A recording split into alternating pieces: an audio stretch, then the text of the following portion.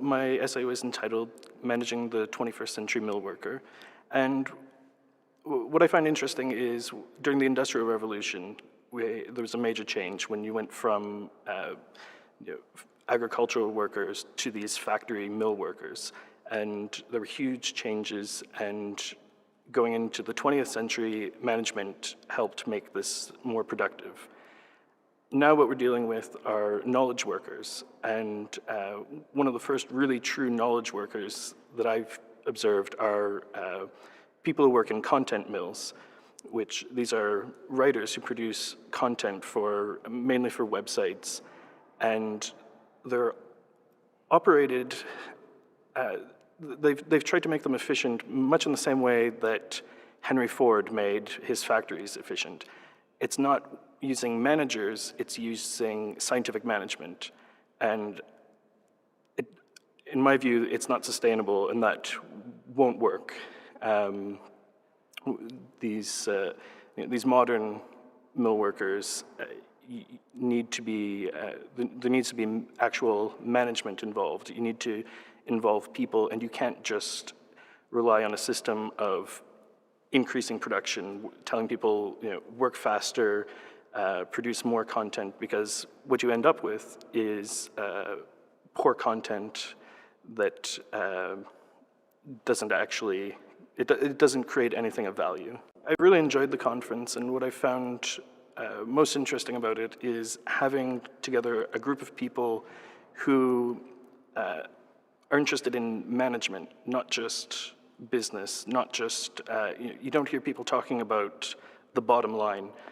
That's always important, and that's behind it all, but they're talking about actually creating value, and it's in a way very different than what you'll see in a lot of business environments.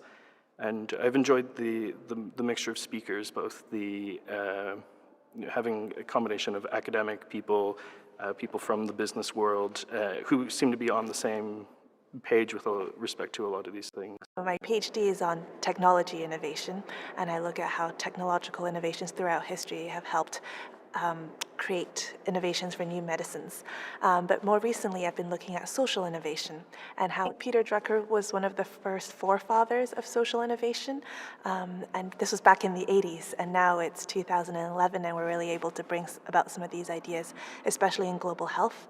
So one of the examples I used was the Global Alliance for Vaccines and Immunizations, which really is an alliance, bringing about all its different partners from the public, the private sectors, and the NGO civic sector world.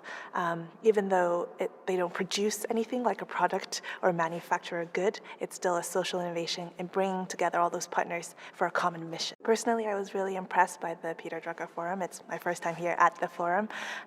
What I liked most was that unlike some management conferences, which are specifically just research papers, or some practitioner conferences which are all managers, they really managed to bring the two worlds together. So at the coffee breaks and at the lunch breaks, you could really hear the practitioners talking about, well, how do we bring these ideas to life on Monday or maybe next month, and just thinking about it in their daily lives. So it's very hands-on, practical, and almost immediate.